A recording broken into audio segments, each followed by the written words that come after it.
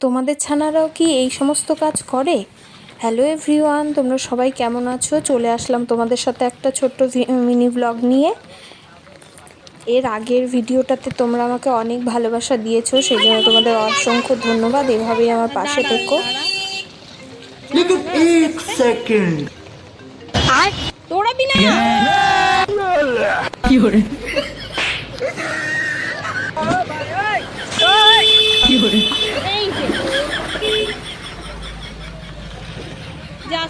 এই ভিডিওটা দুদিন আগে খুব বৃষ্টি হচ্ছিল, সেই দিনের ভিডিও। তো ভিডিওটা এডিট হয়নি, সেই জন্য আমি আর দিতে পারিনি ভিডিওটা। তো এই দেখো বৃষ্টি হচ্ছিল, বারবার বললাম থাক আজকে স্কুলে যেতে হবে না, কিন্তু না, স্কুলে যেতেই হবে। স্কুলে আসার জন্য পাগল হয়ে যায়। আসলে স্কুলে আসলে অনেক খেলাধুলা করতে পারে আর বান্ধবীদের সাথে অনেক গল্প করতে পারে। আর আমার মেয়ে কিন্তু গল্প করতে ভীষণ ভালোবাসে। তো এখন আমি মেয়েকে স্কুলে রেখে আমি এখন চলে যাব। তো স্কুলের পেছনে অনেকগুলো গাছ আছে, সেখান থেকে আমি কিছু সাদা ফুল তুলে নিব, কারণ অনেক ফুল ফুটে থাকে গাছগুলোতে, এভাবেই পড়ে থাকে। আর আমাদের এখানে ফুলের ভীষণ সমস্যা। সকালবেলা চৌপতিতে যদি না যাওয়া যায় তাহলে ফুলও পাওয়া যায় না। তাই ভাবলাম কিছুটা ফুল তুলে নেই। ফুল তুলে নিয়ে এখন আমি বাড়ির দিকে রওনা হব। এত বৃষ্টি হচ্ছিল, এই দেখো সমস্ত মাঠ সব জায়গায় জলে ভরে গেছে।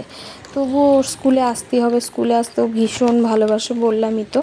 আর ওকে একভাবে স্কুলে নিয়ে আসি, আর নিয়ে যাওয়ার সময় এমন অবস্থা হয়ে যায়, এত খেলাধুলা করে ড্রেস একদম নোংরা করে ফেলে। আর আমি মেয়েকে স্কুলে দিয়ে সেখান থেকে হেঁটেই বাড়ি যাচ্ছি। তো এই দেখো রাস্তায় কতটা জল জমে গেছে, সব জায়গায় খুব বড় বড় গর্ত হয়ে গেছে। ওকে সেই জন্য একা টোটোতে বা গাড়িতে ছাড়তেও ভয় করে, তাই আমি নিয়ে আসি। আজকে যেহেতু একটু বৃষ্টি বৃষ্টি পড়ছে, ওয়েদারটা খুব হালকাই বৃষ্টি হচ্ছে এখন, তাই ভাবলাম হেঁটেই চলে যাই। বেশি দূরত্বও না আমাদের বাড়ির থেকে, তবুও হাঁটা তো আর বেশি সময় হয় না, তাই একটু হেঁটে যেতে ভালোই লাগে।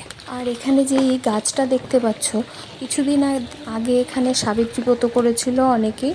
তো আর এই যে মন্দিরটা, এখানে 7 ভাই চম্পা যে বলে, মানে 7টা মূর্তি এখানে গাঁথা আছে, এখানে বেদি করা আছে। আর এই গাছের গোড়াতেই অনেক রকম পুজো হয়। অনেক স্বামীর মঙ্গলের জন্য এখানে অনেক চেলিগুলো বেঁধে রেখে যায়। ভালোই লাগে দেখতে পুজোটা, আমি প্রথমবার দেখেছিলাম।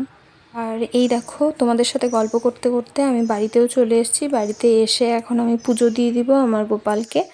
এই দেখো গোপালকে সকালে স্নান করিয়ে গেছিলাম, কিন্তু আর মানে সম্পূর্ণ পুজোটা দিয়ে যেতে পারিনি, সময়ও হয়ে গেছিলো মেয়ের স্কুলে যাবার জন্য। তার মধ্যে বৃষ্টির জন্য একটু আগেই বেরোতে হয়। আর এত বৃষ্টি হয়েছে দেখেছো তো, আমাদের বাড়ির ঘরের সামনেই মানে জল জমে গেছিলো। তারপর আমি আবার একটু বাজারেও চলে গেছিলাম, একটু সবজি ফল এগুলো বাজার করে নিয়ে আসলাম। আর এই দেখো আমার মেয়েকে একটা মানে দাদা যেখান থেকে আমি সবজি এনেছি, সেই দাদা মেয়েকে খাবার জন্য লটকাগুলো দিয়েছে। এই বাজারগুলো গুছিয়ে এখন আমাকে যেতে হবে মেয়ে স্কুলে। স্কুল ছুটি হওয়ার সময় হয়ে গেছে। তো আমার ভিডিও তোমাদের কেমন লাগলো কমেন্টে কিন্তু অবশ্যই জানিও। তোমরা সবাই খুব ভালো থেকো আর আমাকে এভাবেই সাপোর্ট করো।